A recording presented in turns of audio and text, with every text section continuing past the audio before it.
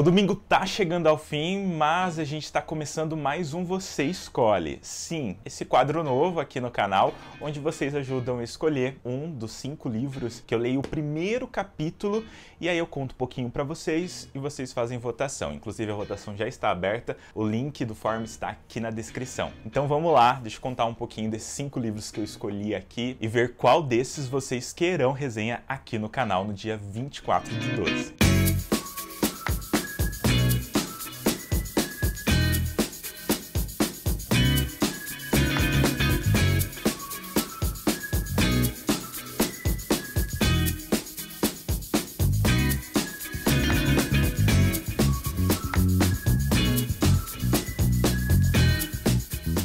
Seja muito bem-vindo ao De Quem é Esse Livro, meu nome é Lucas e aqui você encontra um box, clube de livros, dicas, resenhas. Se você gosta de tudo isso, se inscreve no canal, deixa o like, vai lá no nosso Instagram, segue a gente também por lá. Bem, então vamos aqui falando um pouquinho do Você Escolhe da última semana, o nosso primeiro Você Escolhe. O livro escolhido foi esse daqui, da Darkside, O Menino que Desenhava Monstros. Eu estou lendo ele no momento. No próximo sábado tem resenha no canal, então fiquem de olho, já ative notificações, se você é novo, se inscreva, que em breve teremos resenha no canal deste livro aqui, que assim, tô curioso pro final, quero ver o que vai acontecer. Vamos lá falando dos 5 livros que eu escolhi aqui. Sempre quando eu vou escolher os livros, eu fico muito agitado, assim, ansioso para saber qual livro que vai conseguir competir com um, com o outro, né, para não ficar também assim, tão distante, e vocês também ficarem assim, balançados junto comigo na hora de escolher um livro para votar. Vale dizer que a votação vocês podem votar mais de uma vez, então fiquem à vontade aí de votar várias vezes se vocês querem muito um livro. Vamos começar pelo primeiro livro, que é essa edição lindíssima aqui da Zahar. Faz parte dos clássicos da Zahar, que é As Aventuras de Pinóquio, História de um Boneco, escrito pelo Carlo Collodi, eu acredito que seja assim, pronuncia o nome dele, né? Essa daqui traz uma tradução do texto original. Enfim, é um livrinho fofíssimo, ele não é tão grande, a gente pensando ainda mais que ele é de bolso, né? Ele tem 250 páginas, então é um livro pequeno. Eu li os 2 primeiros capítulos, porque são bem curtinhos assim. E nesses 2 primeiros capítulos, nós vemos a introdução, né? A origem do menino Pinóquio, do boneco, melhor dizendo, né? Quem encontra a madeira não é o Gepeto, e sim um outro serralheiro, marceneiro, melhor. Um outro marceneiro que encontra, que se eu não me engano é o Mestre Antônio. Se não me falha a memória, eu acho que é isso. Mestre Antônio, que encontra essa madeira e ele, a princípio, olha para ela e fala assim, vou fazer um pé de mesa. E é isso que ele se propõe a fazer. Leva para casa e aí, quando ele começa ali a mexer na madeira, ele escuta uma voz de um ai. E aí ele fica assim, ué, será que tem alguém aqui escondido? Procura, não acha nada, volta de novo pra madeira, ele começa a lixar e aí ele escuta risada. Aí ele cai para trás e nesse momento chega Gepeto na casa dele. Até é engraçado porque aí a gente começa a descobrir um pouquinho mais. Por mais que todo mundo conhece Pinóquio, né? Enfim, até o livro cita aqui, ó, que já foi traduzido para mais de 240 países, em mais de 260 línguas, então é uma história muito conhecida. Mas aqui conta que Gepeto era uma pessoa que usava peruca e eu desconhecia essa parte de Gepeto. Inclusive ele tinha um apelido de Polentinha que ele odiava. Pois bem, Gepeto, Polentinha, chega na casa do Mestre Antônio, chega falando que ele quer fazer um boneco, né, tipo um fantoche.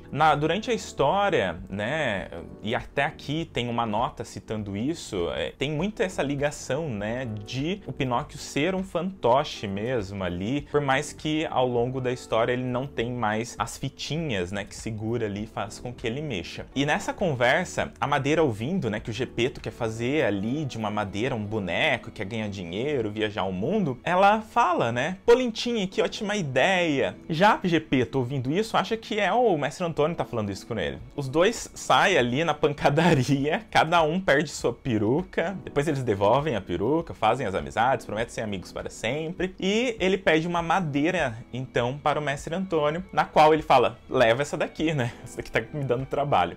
Então, é aí que Gepeto pega essa madeira falante e leva para casa. A princípio, até esse momento da história, ele não sabe que a madeira fala. Todo o momento que ele ouviu ali falas, ele acredita que fosse mesmo o mestre Antônio estava falando com ele, e é isso que a gente sabe até o momento, nesses 2 primeiros capítulos. Como eu disse, essa edição é fofíssima, edição da Zahra, muito bonitinha, a diagramação está ótima, cheia de notas, e eu estou com muita curiosidade. Inclusive, não tem desenhos, né, no meio aqui, só tem aqui na folha de guarda interna aqui. Então é isso, livrinho As Aventuras de Pinóquio, História de um Boneco, Carlo Collodi, clássicos da Zahra. Essa é a nossa primeira opção. Não sei porque também Pinóquio sempre me lembra Natal. Não sei, passa pelo Natal? Se alguém souber, me conta aqui. Vamos para a nossa segunda opção, uma escritora que para muitos é queridíssima, Nora Roberts. Muita gente já ouviu falar, eu sempre ouvi falar bem, e agora eu trouxe aqui no Você Escolhe, para que vocês possam escolher esse livro que eu tenho aqui, que é Um Sinal dos Céus, Uma Mulher no Limite, Uma Luta pela Sobrevivência. Aqui nós vamos conhecer Racy. Nesse primeiro capítulo aqui, a gente vê que ela é uma mulher que sempre buscou sinais da vida, né? E ela está numa viagem, numa mudança, indo para onde o destino a levar. E o carro dela, então, acontece ali um problema, começa a sair fumaça, então ela chega numa cidadezinha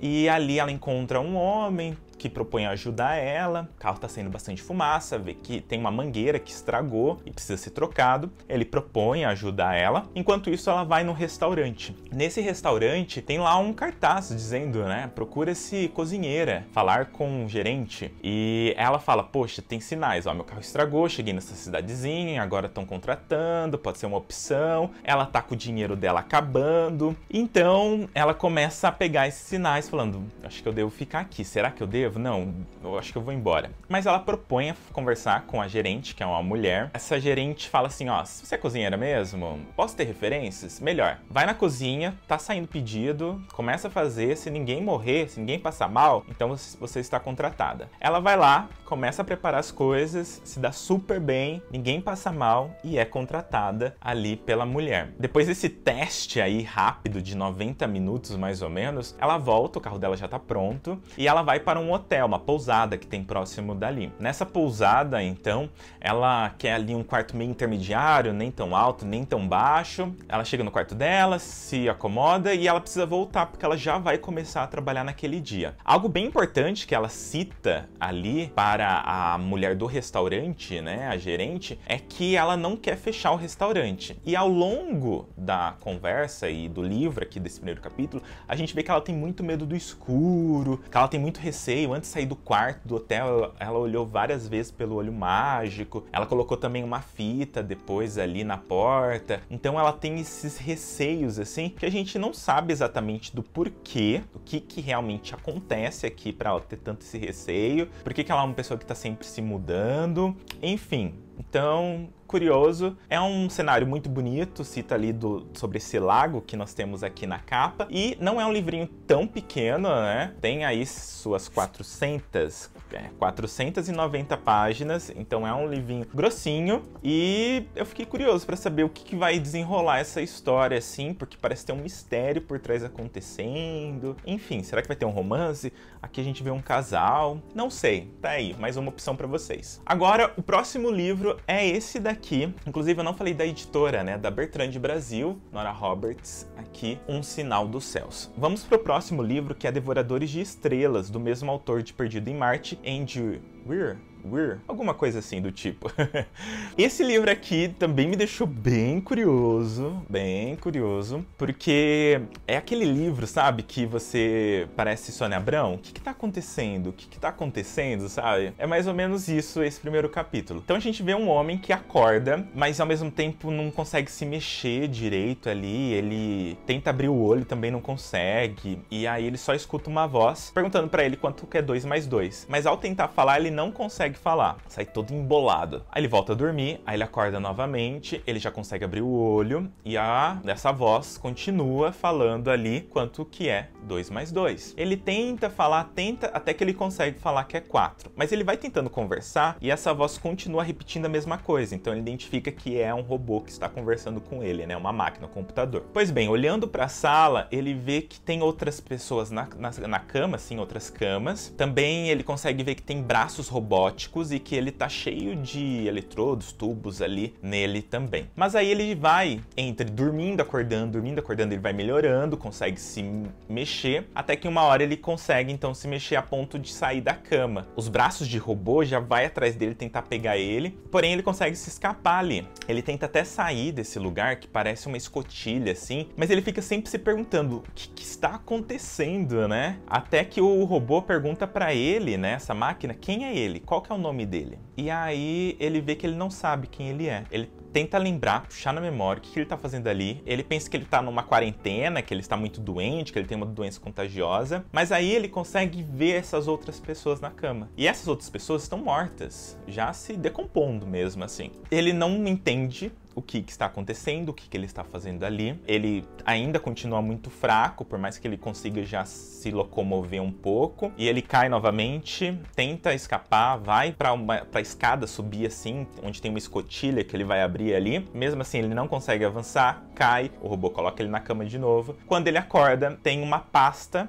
como se fosse um creme dental assim, e o robô fala, se alimenta, se alimenta, se alimenta. Ele então come aquela pasta ali, ele gosta muito, ele vê que ele tá com fome, e aí ele já consegue levantar, o robô volta a perguntar quem é ele, mesmo assim ele não se lembra do nome dele, mas o robô já não obriga mais ele a ficar na cama, e então ele consegue sair dessa escotilha. Ele entra numa outra sala, que parece mais um laboratório, e tem uma nova escada e outra escotilha. Ele tenta subir nela, só que ao mesmo tempo ele não consegue abrir. O robô fala que ele só vai liberar essa próxima escotilha se ele falar qual é o nome dele, mas ele não lembra. Então, ao tentar descer, ele cai, derruba um monte de tubo de ensaio, cai tudo ali em cima dele, uma trena, enfim. O que acontece então é que ele fica todo no laboratório, mas como que deixam, né, os pacientes entrar no laboratório?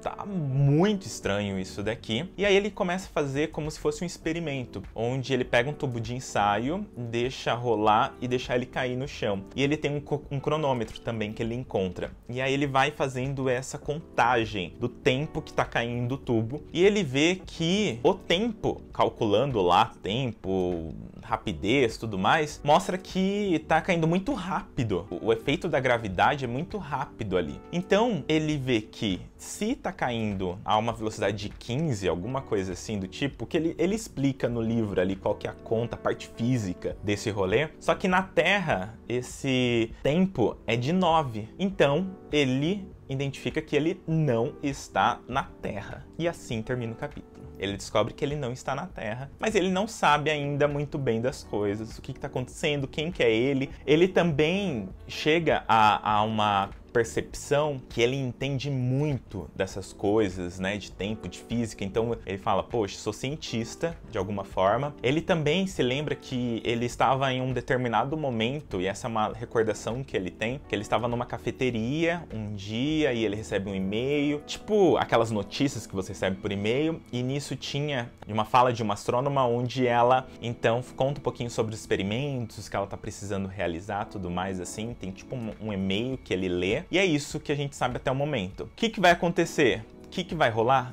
Não sabemos. E eu estou também muito curioso aqui para que esse livro, qual caminho que vai ser, né? Esse daqui é o livro da editora Suma, Devoradores de Estrelas Weir, vamos falar assim. E ele também não é um livro tão pequeno, ele tem 422 páginas. Vamos para o nosso próximo livro, temos mais 2 ainda. O próximo livro é este livro aqui, da editora Nova Fronteira, é do André Gide, eu acho que é Guidé, alguma coisa assim, que se chama O Imoralista. Este livro aqui, ele já ganhou o Prêmio Nobel. Ou o escritor ganhou o Prêmio Nobel? Não sei, mas tá aqui, ó, Prêmio Nobel, bem aqui em cima. É um livro em capa dura, é um livro fininho, mostrando um livro de 400 páginas aqui. Eu acho que ele tem 126 páginas, então é um livro bem curtinho, mas tem uma história bem interessante aqui. Aqui a gente vai começar o livro, né, o primeiro capítulo aqui, vendo um jovem mandando como se fosse uma carta, né, palavras escritas, algo do tipo assim, para conhecidos, amigos, que ele viu pela última vez em seu casamento. E aí nós partimos desse princípio dele ser um jovem que perdeu a mãe muito cedo, então só morava com o pai. Tinha uma relação um pouco, não difícil, mas não tão próxima assim, por mais que o pai ali lhe dava atenção. Levou ele para ser uma pessoa que escrevia, então ele era uma pessoa que escrevia bastante CDF, né, ou Caxias, em algum lugar aí do Brasil, vocês devem conhecer algum desses termos assim. A gente vê que é uma pessoa muito dedicada e muito cedo teve um jornal que começava a escrever. Só que aí também a gente vai vendo que nessa parte do casamento, ele não casou porque ele amava. E ele reforça muito isso, né? Que ele não amava a mulher com quem ele casou, porém ele casou por conta do pai dele. Então, para agradar o pai dele, né? E aí ele conta então desse casamento que ele teve, desse noivado, então esse pós-casamento, em que ele está numa viagem para Brisca, que é dentro da Argélia, que fica então no continente africano ali. Tá? Então ele tá fazendo essa viagem, no meio dessa viagem ele começa a se sentir bastante doente, ele tem uma saúde fraca, né? Então ele começa a passar mal ali, vai evoluindo de uma tosse para até ele, por exemplo, vomitar sangue. Ele meio escondendo isso da mulher dele, quando a mulher dele descobre, ela também quase se desmaia, assim, fica muito nervosa. Pelo que ele conta aqui, ela dá muito apoio pra ele ao longo dessa viagem até o destino final, dando suporte, cuidando dele e tudo mais. Mesmo assim, ele tem essa doença muito grave aqui. E esse é o primeiro capítulo. E a gente não sabe o que vai acontecer. Enfim, eu mostrei pra vocês esse livro aqui, nos livros que eu recebi das editoras. Então, tem um lado homoafetivo que vai contar aqui. Tem, enfim, toda uma história por trás aqui. É um retrato do cenário e principalmente expondo coisas bem importantes que naquela época lá, um livro de 1902, né? Mais de 120 anos atrás, pensa, né? Como que eram as coisas. E ele trazia um assunto bem polêmico desse aqui. Uma frase do livro que eu gostei muito, e é logo no primeiro parágrafo, é a seguinte, eu vou ler aqui para vocês, olha só. Preciso falar a vocês, saber libertar-se não é nada. O difícil é saber ser livre. Somente no mundo hoje que a gente vive e sempre viveu, né? Muitos preconceitos, muito da gente se preocupando com a nossa imagem para os outros. É um livro muito interessante aí e eu fiquei curioso. E vamos para a nossa última opção, recursão. Eu tenho essa edição aqui do nosso querido Intrínsecos. Então, recursão, Black Crush, da editora Intrínseca. Já li Matéria Escura. Amei. Esse livro aqui me deixou também assim, sabe? Você termina e fala assim, meu Deus, quero saber o que está acontecendo. É mais ou menos isso. Nesse primeiro capítulo, que não é muito capítulo, pelo que eu vi aqui, vai meio que revezar entre duas pessoas, entre o Barry e a Helena. Eu acredito que vai ficar revezando entre os dois assim. Então, eu li o capítulo do Barry e o capítulo da Helena. No capítulo do Barry, então, a gente vê que ele tá correndo, entrando num edifício, subindo nesse edifício de mais de 40 andares. Ele encontra, então, no parapeito uma mulher que tá ali pronto pra se jogar. E aí a gente descobre que ele é um policial e ele vai ali meio tentar negociar com ela, né, pra ela não fazer isso. Ao chegar próximo, então, ele começa a conversar com essa mulher e essa mulher conta que ela tem a síndrome da falsa memória. Ou seja, ela acredita muito que coisas aconteceram. Ela tem recordações completas, cenários, sentimentos, cheiros, gostos de coisas, mas ela não viveu. Apenas a memória dela construiu isso,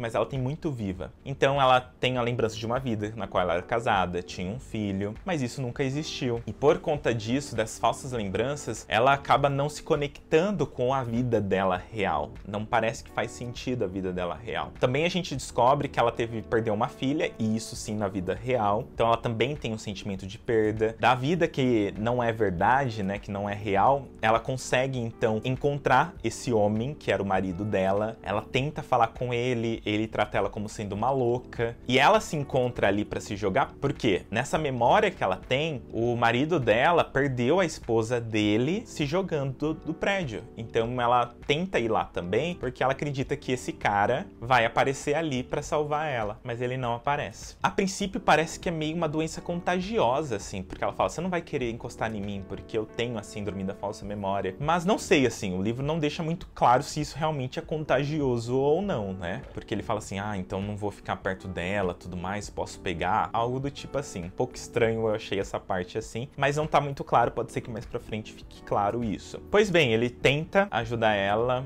mas ela se joga do prédio e aí termina essa primeira parte do Barry, ele perdendo realmente a mulher se joga. Já no caso da Helena, a gente vê que ela é uma jovem que tem uma bolsa ali, meio cientista do tipo, pega o telefone, liga pro pai dela, porque ela tá querendo então aprovar um projeto que ela tem ali, e o projeto dela envolve uma cadeira para pessoas que têm Alzheimer, para ajudar esse tipo de pessoa. E ao mesmo tempo, enquanto ela tá conversando com o pai dela no telefone, a gente descobre que a mãe dela sofre de Alzheimer. Ela tá querendo muito essa bolsa, o pai dela, não, confia, vai dar certo, você vai conseguir, né? Só que ao mesmo tempo também esse projeto que ela tem não tá muito bem claro, muito bem desenhado, ela tá ainda construindo esse projeto. É aí que pula para uma parte onde ela já está no laboratório ali, trabalhando, e chega um homem e entra e ela fica bem assustada, falando, você não pode estar aqui, né? Que isso? Ele fala, não, eu tenho algo muito importante para te falar, para te contar, para ver se você topa. Então, conversando com ele, ela descobre que ele sabe do projeto dela, que ele trabalha para alguém muito poderoso e ele propõe para ela financiar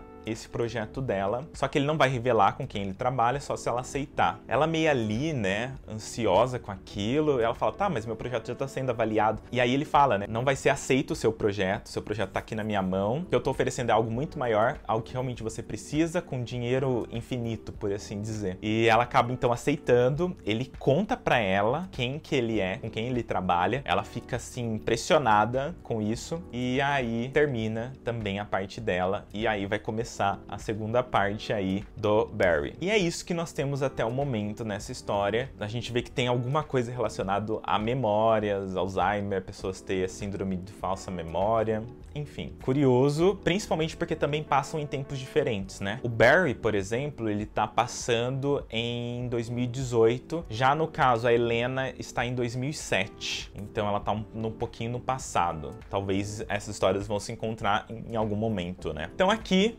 vou repassar com vocês todas as nossas opções de livros na qual nós temos para esse você escolhe. Lembrando que vocês têm até a sexta-feira, a próxima sexta-feira, dia 16, para votarem. Podem votar várias vezes se vocês querem muito ver resenha no canal de um livro desse. E a resenha sai no dia 24, no dia do Natal. Então ali, aguardando a ceia ficar pronta e tudo mais, vai ter vídeo para vocês verem a resenha do livro na qual vocês escolheram. Então nós temos aqui Recursão, primeira opção, aqui, uma das opções, né? Nós temos também O Imoralista, do André Gide.